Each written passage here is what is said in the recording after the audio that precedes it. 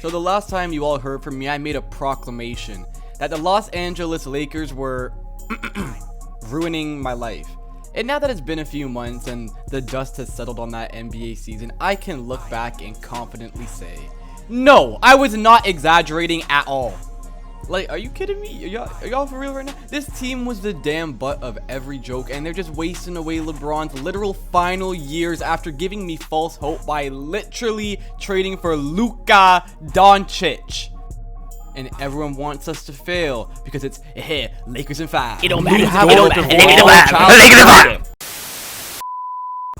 However, I realize that the only time I ever actually talk about this team is when I'm crashing out over another pathetic display of a postseason campaign. Like, literally, it's kind of becoming a yearly tradition on the channel. But so, I said, you know what? I'm going to change it up for once. Let's talk about the Lakers offseason moves because it's actually good to talk basketball and not be having a colossal mental crash out in the process of it. And matter of fact, I actually kind of like what they're doing. Kind of. The Lakers ended last year as a clearly flawed team. Like, you could tell they were not at all good, but thankfully it was very clear problems that could be realistically addressed in the offseason. The three main problems that I would have identified is the lack of on-ball defense on the perimeter, lack of bench scoring depth, and quite literally having zero capable centers on the roster. But lo and behold, they actually attempted to address those issues. Boom, first move was signing Jake LaRavia? Like, okay, that's not exactly exciting, especially because it was on day one of free agency and I was waiting for like a Nickeil Alexander-Walker, a big statement type deal. But we needed depth and he was cheap, so I'll give that a chance. He's young and he should be able to give good minutes off the bench. The move I really love though is DeAndre Ayton. The fact that he got bought out by Portland and was acquired without having to give up anything is just perfect to me.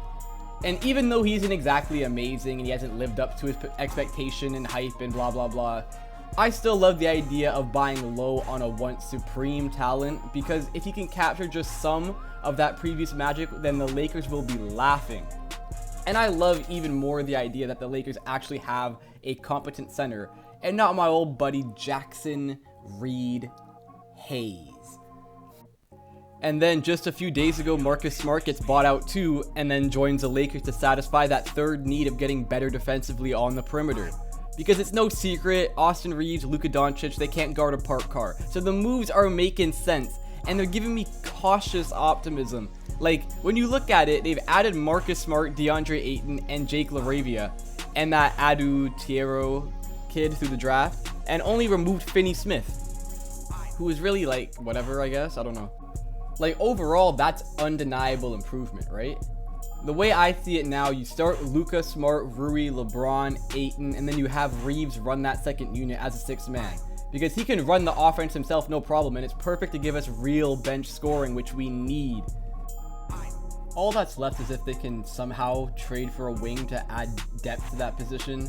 And preferably a good shooting one would be nice, because as much as I do love Vando, he's an offensive dumpster fire. So he can be that defensive specialist, while a new signing can come in for spot minutes to hit actual shots. Call me crazy, but I think this is a decent attempt at improving, even though I would have loved them to go all in more, but nah, I'm still cautiously optimistic. Okay, I'll see you all back here in April for my yearly mental breakdown when the Lakers get bounced in the first round of the playoffs and all the new signings do terribly. I mean, you all know the drill by now, right?